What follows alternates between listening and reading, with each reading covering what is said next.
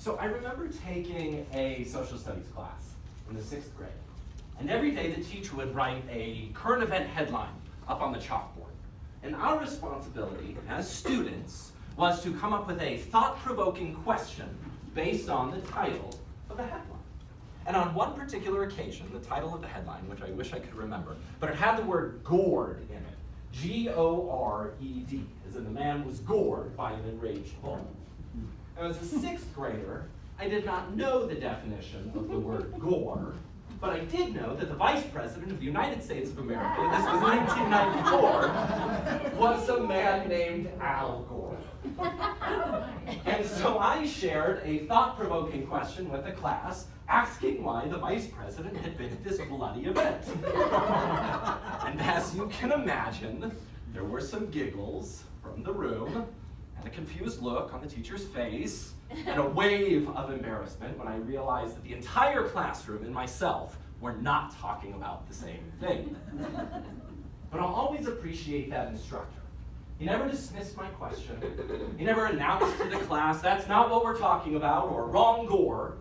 He simply allowed the question to be stated, and then moved on to the next question. And because I was never shut down through negativity, I had the opportunity to learn 2 important pieces of information by going through the process of asking a question or sharing a thought or an idea which is technically incorrect. Right? I learned about this tragic individual who was not Al Gore, but was gored. And I learned a new word. And yes, I had to experience a little bit of embarrassment along the way, but consider how this story changes if that 11-year-old never shares his wrong question. If instead he thinks to himself, I don't know the definition of this word. What if I ask a question and the students laugh, or the teacher is disappointed? And because I don't want to experience this anticipated negative result, I am going to choose to say nothing. Our society is often cruel when it comes to developing conformity and uniformity within its educational system. I recently heard a staggering statistic. By the time they turn 17, the average child has heard the word no 150,000 times. That means a child, during their formative developmental years, will hear the word no more than 8,800 times per year, an average of almost 170 times a week. By contrast, that same child will hear the word yes only 5,000 times, less than 300 times a year, or an average of less than once per day. Now, this is not to say that the word no is an inherently bad thing. No, under the right circumstances, can be a powerful and important word. Right? It empowers us. It allows us to set limits and to protect ourselves when we're being taken advantage of. And speaking of protecting, I respect, parents, the importance of the word no when it comes to helping your child navigate day-to-day life decisions. But no and negativity are not the same thing. Right? A single no is empowering. 150,000 no's before your 17th birthday, that is disempowering. It is uninspiring. And it's often crippling. And in order to mitigate this relentless negativity that we face, individuals embark on their own journey of self-correction and, well, self-correction, right? I can do this, I can't do that. Choose this, not that. This is the right answer, this is the wrong answer. And we begin to rewire our neural network, our neural patterns, based on the assumed outcome of certain decisions or choices. In other words, we become more and more results-oriented. I'm not going to do this because I predict a negative result. I was reading an article last week about Theo Epstein, who was one of the keynotes for the Schwab Impact Conference in Chicago. Now, for those of you who don't know, Theo Epstein is the president of baseball operations for the Chicago Cubs and was instrumental in ending the 108-year World Series championship drought in Chicago. This accomplishment on its own is incredible, but 12 years earlier, in 2004, it was Epstein who pieced together a Red Sox team which ended 84 consecutive years without a World Series championship. Epstein's keynote was highlighted by this terrific quote. He said, "Just because it's a bad result doesn't mean it was a bad decision."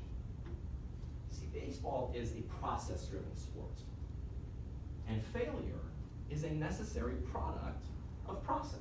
Let's say, for example, the Colorado Rockies, who were a playoff contending team in 2018, and yet they lost 72 games. Okay? Epstein notes that the greatest hitters in the world fail 7 out of 10 times. And I think this is why I've always loved the game of baseball. It provides a space where failure is not only anticipated, but it's expected. And in certain circumstances, failure is the expected outcome more often than success. So for those of you who didn't know, I was a shy, awkward, bullied kid growing up. I was a little odd, I had a bizarre sense of humor, and let's just say my eccentricities weren't always appreciated by teachers and students. I was once given detention for doing Donald Duck impressions in the elementary school hallway. I was a weird kid. And all throughout middle school and elementary school, I found myself being pulled in two very different directions. On the one hand, I was easily embarrassed, painfully shy, and almost entirely unassertive.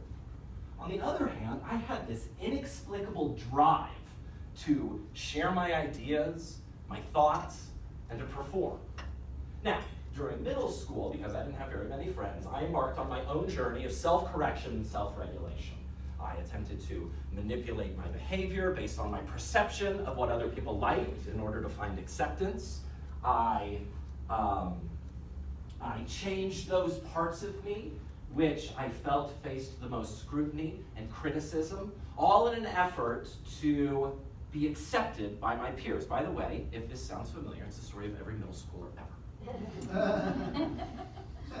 And I may very well have continued down this road of self-regulation and self-correction if it hadn't been for theater. So in the 9th grade, I discovered theater. I auditioned for a play called Stage Door, and I was given one of the leading roles. And it was through that process, and the numerous rehearsal processes I have been a part of since, that I have realized that I love theater for the same reason I love baseball. Theater is process-driven. A team of collaborators come together and make a series of choices. And those choices are neither inherently good or inherently bad. They're just options. And some of those options work really well and are kept, and other options work less well and are discarded. But theater rehearsals would be a painful and paralyzing process if the production team sat around the theater all day dismissing idea after idea because they were afraid it would achieve a negative result. 74% of the country faces some sort of anxiety when it comes to public speaking. It is the #1 fear in this country, more than death, or as Jerry Seinfeld so eloquently puts it, more individuals would rather be in the casket than giving the eulogy. That is a lot of individuals who are not sharing their ideas because they are mortified those ideas will achieve a bad result. I help business leaders become more confident, strategic communicators.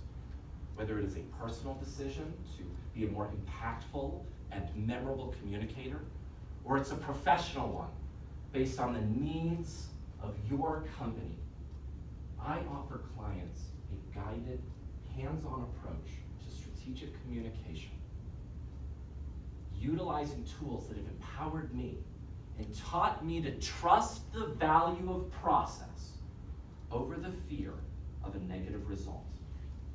Each and every one of you, I gave you a handout that is my ideal clients. But who do you know, organizations and individuals, who want to share their ideas boldly and get their audiences excited? I can help. Christopher Pegg, Speak into Action Communications.